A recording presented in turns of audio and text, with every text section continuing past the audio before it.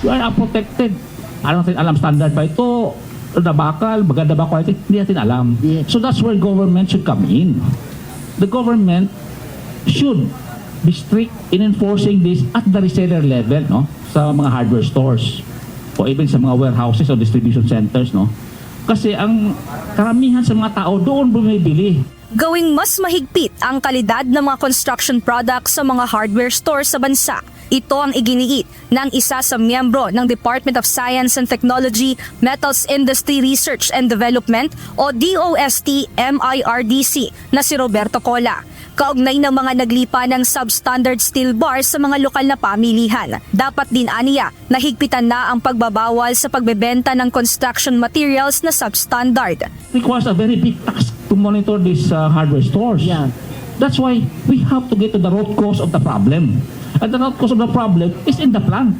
Yung mga planta hindi kayang gumawa ng quality na produkto, dapat bigyan, isarado na yon.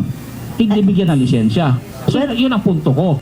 Binigyan din rin ito na ang process audit o ang pagsubaybay sa proseso sa pagbuo ng materyales ang pinakamahalagang bantayan kaysa sa product audit o ang finished product na mismo ang sisiyasatin. Ipiniliwanag rin ito na wala ito sa kapangyarihan ng DOST-MRIDC kaya dapat nabigyang pansin ito at harapin ng mismong kinauukulang sangay ng gobyerno. Kaugnay nito, nananawagan ng Office of Civil Defense na gawing matibay ang mga bahay, gusali at iba pang mga istruktura sa bansa, bunsod ng banta sa posibleng malalakas na lindol o ang pinangangambahang the big one. Subalit, ang pagpapatibay sa mga ito ay nakadepende sa kalidad ng materyales na ginagamit sa pagtatayo.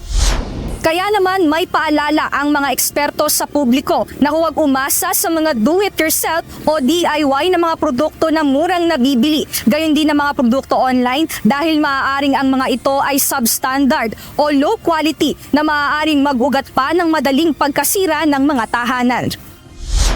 Ayon pa sa mga eksperto, dapat din na maging aware ang mamimili maging ang mga nagbebenta nito sa kalidad ng materyales na bibilhin at ibibenta. Dapat ay mayroong cross-checking kung ito ba ay may logo upang matukoy ang manufacturer ng produkto at dapat ring aprobado ng Department of Trade and Industry.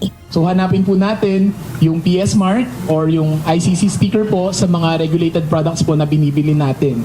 And pagdating naman po sa construction materials, particularly po yung steel bars, hanapin po natin yung approved logo po sa steel bars. And sa bundle tags naman po, makikita naman natin doon yung lisensya po. Ayon naman sa presidente ng Philippine Iron and Steel Institute, bagamat hindi magagawa agad ang kemikal na pamantayan para sa mas mataas na kalidad na bakal, maaari pa rin naman na makita ng mamimili kung substandard ang mga ito. Sukatin nyo po, minimum length is 6 meters. So kung may panukat kayo, kung mas maiksi sa 6 meters, substandard na po yun. Zero tolerance po yun. Bawal po yung 5.58, 5.95, bawal po yun. 6 meters minimum. Tapos pag tinimbang nyo po, I think lahat naman ng mga hardware stores meron nun. Depende po dun sa size niya. So, example na lang, 10 mm by 6 meters, meron pong theoretical weight yun. Pag tinimbang nyo, kulang po siya dun sa weight na yon ng 6%. Over 6%. Hanggang 6% po, hanggang minus 6 po, standard pa eh. So, anything lower than that, substandard na po yun. Bagamat nauunawaan aniya nila ang pangunahing hanap ng publiko ang mas nakamumura, dapat na isama rin sa prioridad ang mataas na kalidad ng produkto upang maiwasan ang anumang physical injury o property loss.